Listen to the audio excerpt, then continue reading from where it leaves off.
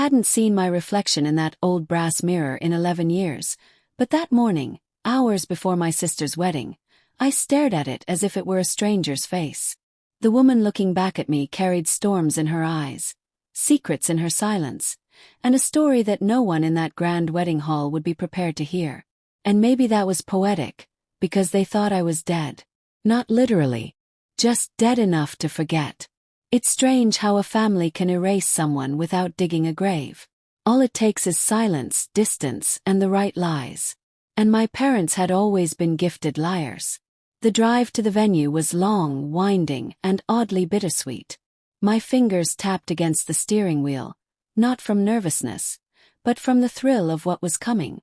11 years of pain had shaped me into someone different. Someone they would never recognize. Someone they should never have underestimated. My sister Amira. The golden child. The one they crowned, pampered, protected. And I, Alizeh, had always been the shadow. The sacrificial one. The one who disappeared when trouble demanded a convenient scapegoat. The weather outside turned eerie as I pulled into the massive, decorated farmhouse. The sky draped itself in a heavy gray, as if it too sensed that something was about to break. Fairy lights twinkled on every tree. Flowers hung like whispers.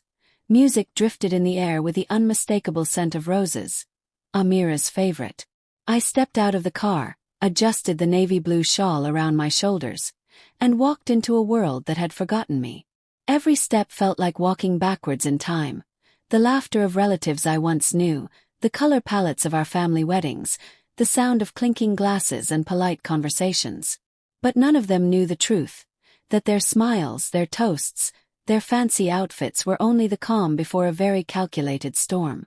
Inside the main hall, chandeliers sparkled like constellations. People turned to look at me, some curious, some confused, some simply admiring the confident stranger who didn't seem to belong to anyone. A woman brushed past me, whispering to her friend, "Is she from the groom's side? She looks so dignified." Dignified. Funny word for someone whose past had been anything but. I moved through the crowd quietly, absorbing faces, catching fragments of conversation. Every few minutes, someone would glance at me again, trying to place me. But they couldn't. The shy, obedient, heartbroken girl I once was had long disappeared.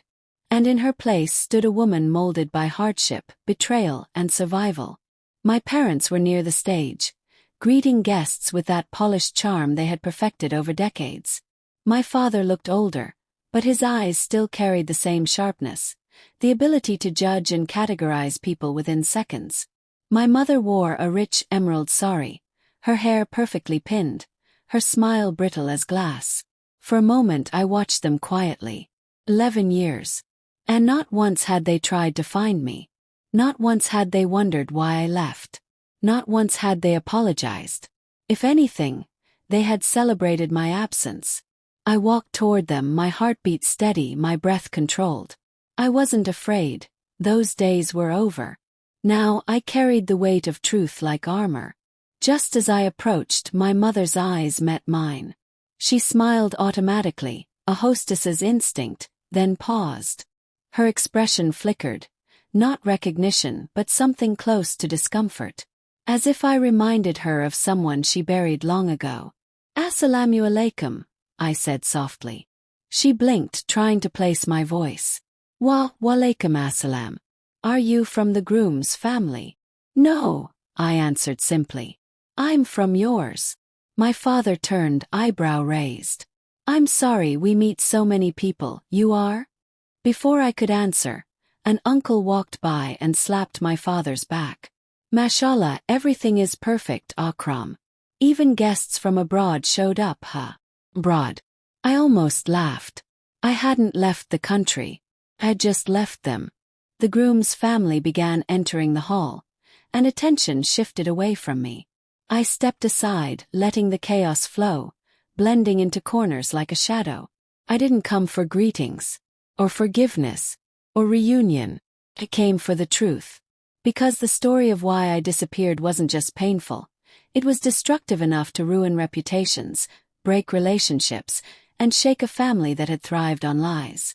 The memories started creeping in as I walked toward the back garden, where lanterns hung and rose petals decorated the path. I had once walked this same path at 17, trembling after discovering the secret that pushed me out of my home, and out of their narrative. I remembered the night vividly, the overheard conversation, the accusations that weren't mine, the betrayal disguised as parental concern, the forced engagement to a man I barely knew, someone powerful, ruthless, and twice my age. They told the world I ran away with him. But the truth, they tried to sell me to him, because he had paid them.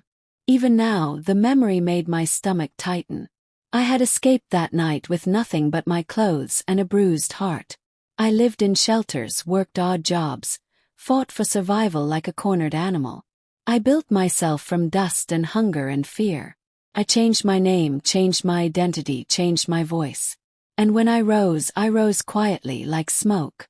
And yet here I was, back where everything had begun, because I wasn't running anymore. A soft tune played as the bridesmaids entered. People clapped, cameras flashed. Then Amira appeared at the top of the stairs, radiant, glowing, floating in white silk like a picture of innocence. She smiled, waving elegantly, unaware that her life was about to fracture. She didn't notice me, not at first. But as she descended the stairs, her eyes passed over the crowd and locked onto mine. She froze. Her smile collapsed. Her hand trembled. Her bouquet slipped slightly. The crowd murmured, confused. And in that split second, her expression revealed everything.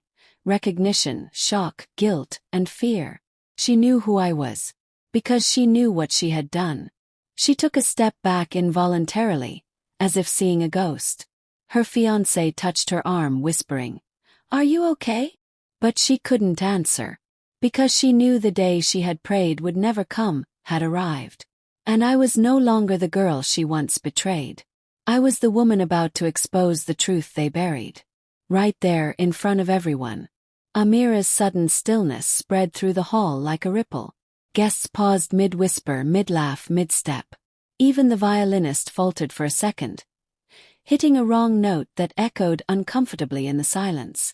Her fiancé, Horace, leaned closer, whispering something meant to soothe. But Amira didn't blink. Her gaze was glued to me as if the ghost of her past had stepped into her perfect wedding. And in many ways, it had. For a moment I simply stood there watching her. Letting the truth attach itself like gravity. Slow, inevitable, crushing. Her hand tightened around the bouquet, the white roses trembling. Then she stumbled, missing a step on the staircase. Gasps erupted. Horace steadied her instantly. "Amira, are you all right?" her mother-in-law asked as she rushed toward the bottom of the stairs. But Amira wasn't listening. She was drowning in recognition. Finally she whispered, barely audible, "Alizeh." It was a whisper soaked in disbelief and fear. But the hall was quiet enough to let that single word explode like a gunshot. My parents turned sharply. My mother's face drained of color. My father's jaw clenched as if he'd been struck. All around us, guests exchanged confused looks. "Alizeh," someone repeated. "Who's Alizeh?" That was the beauty of lies. They hid well, until the day they didn't. Amira took one shaky step forward. It can't be you. You're gone." I finished softly, taking a step toward her. Yes, that's what everyone was told. Convenient story, wasn't it? Horace looked between us, bewildered. "Amira, what is she talking about? Who is this woman?" Before she could answer, my father stepped forward, his voice heavy with forced authority. "There's been some misunderstanding. Miss, if you could. If I could leave."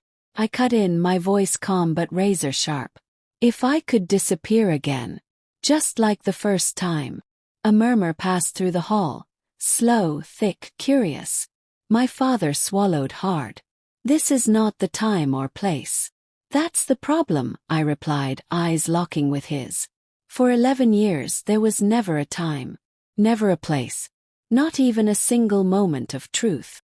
My mother placed a trembling hand on his arm, her face stiff with forced composure. "We'll handle this privately." "Privately?" I repeated with a cold smile. "Just like you handled my life, my future, my dignity." Before they could respond, Amira finally found her voice. Small, fragile, breaking at the edges. "I never thought you'd come back." I inhaled deeply.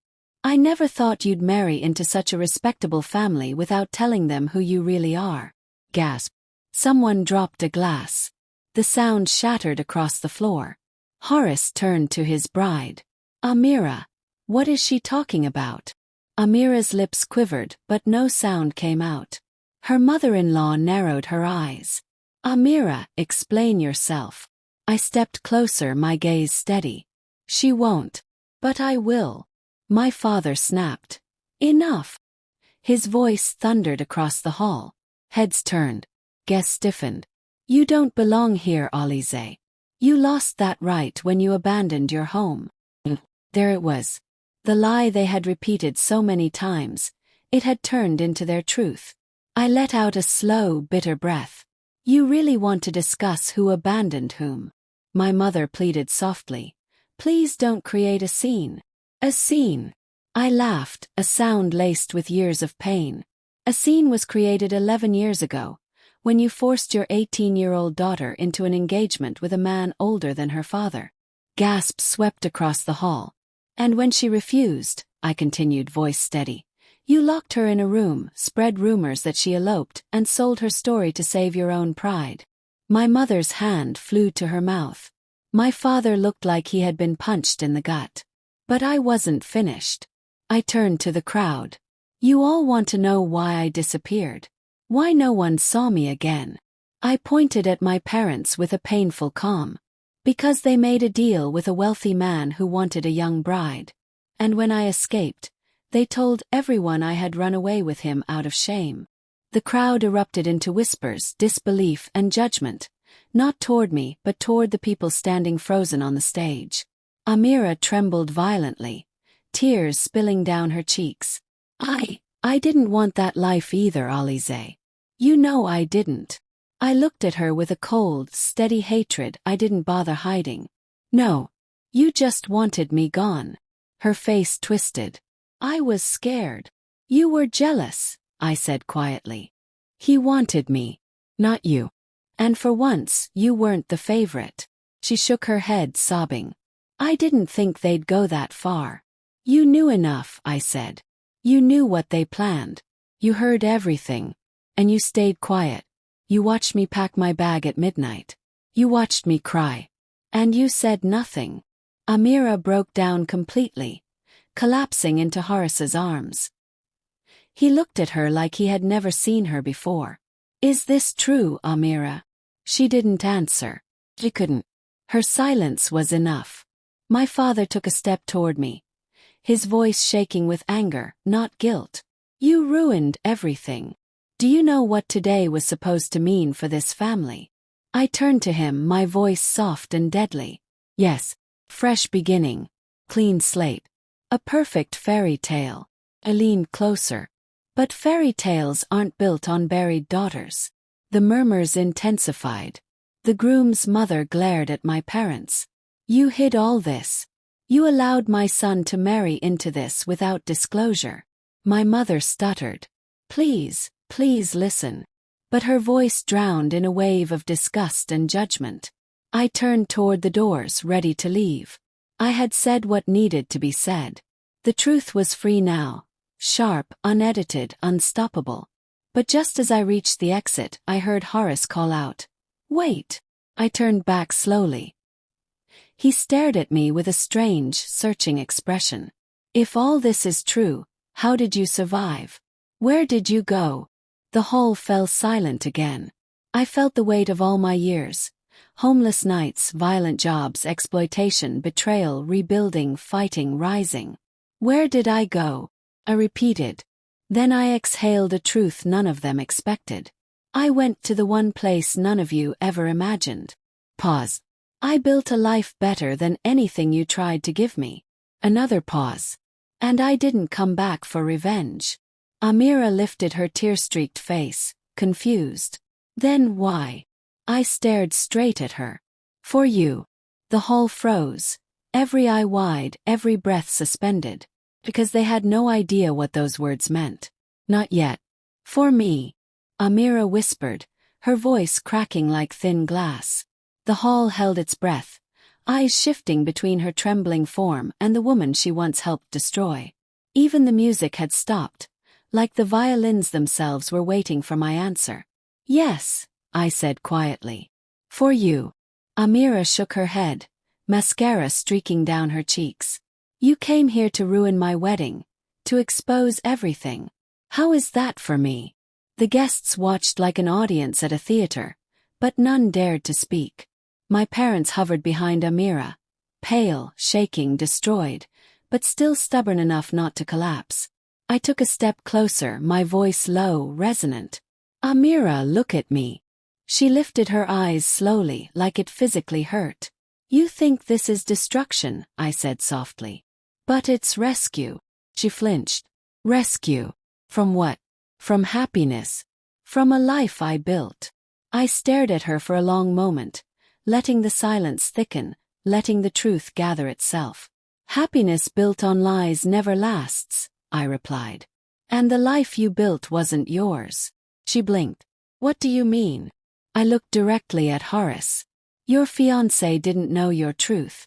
But you didn't know his truth either. The shift was instant.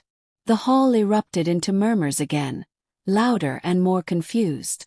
Horace stiffened beside Amira, his jaw tightening, but he didn't interrupt.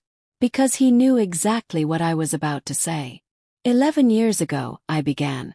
I didn't just disappear into nowhere.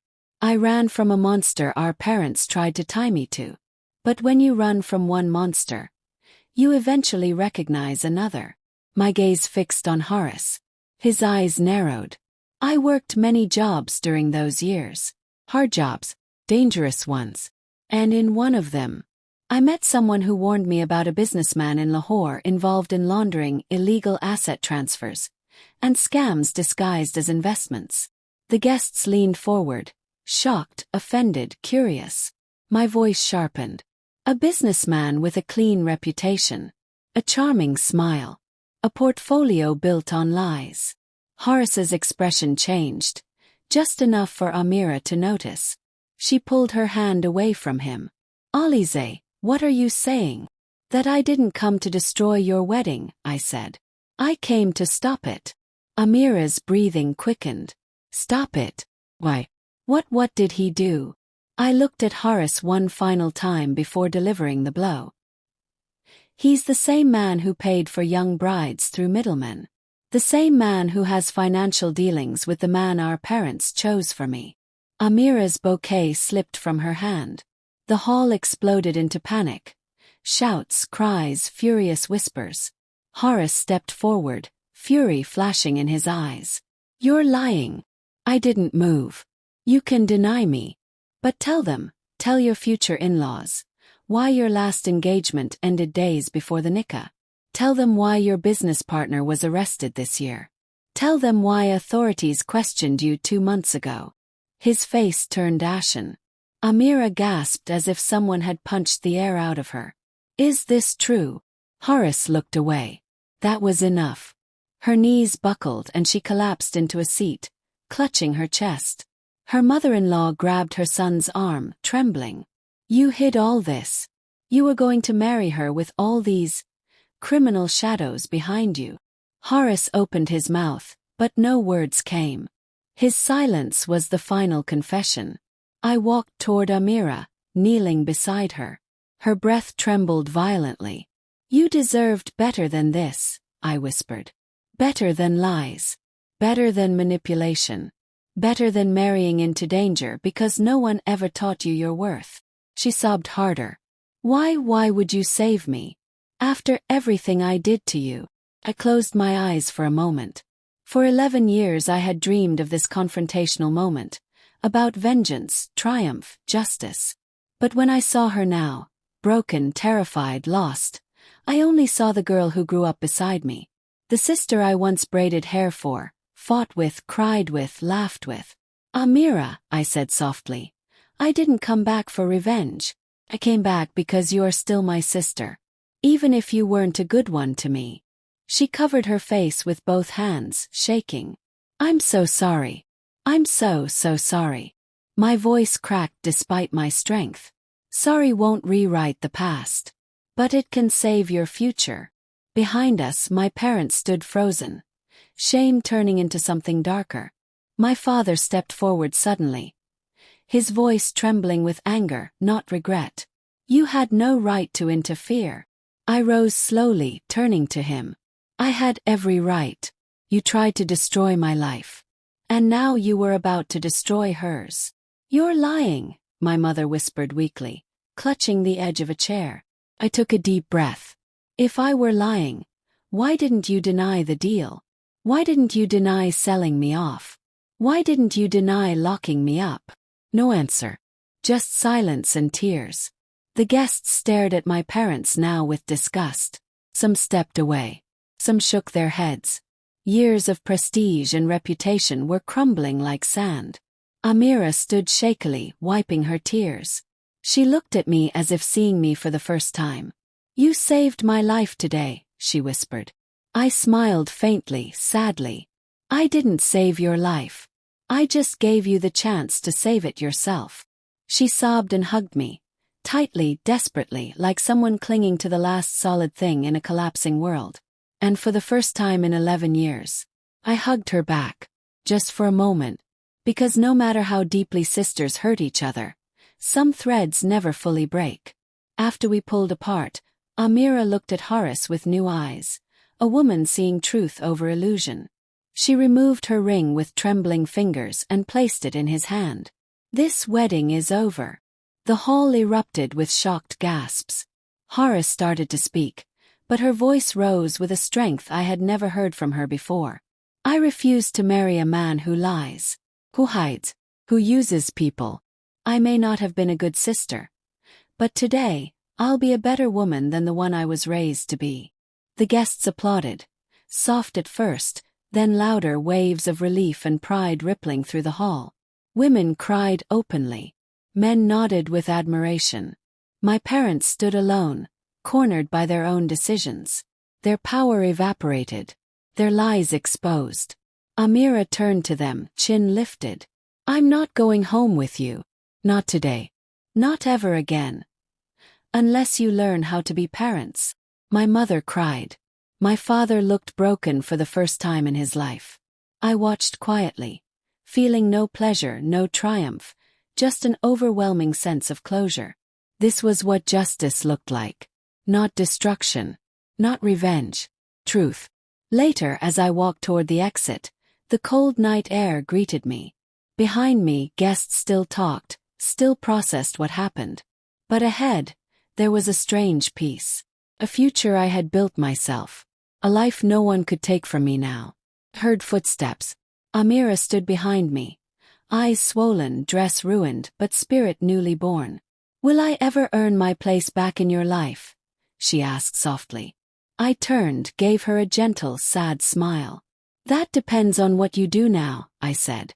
But I'm willing to let you try. She nodded, tears glistening. I'll prove it. I touched her cheek lightly. Then that is enough for today. As I walked away into the cool wind, the night sky stretched above me, wide, endless, healing. I wasn't running anymore. I wasn't hiding. I wasn't broken. I was simply free. And for the first time in 11 long years, I finally knew who I was.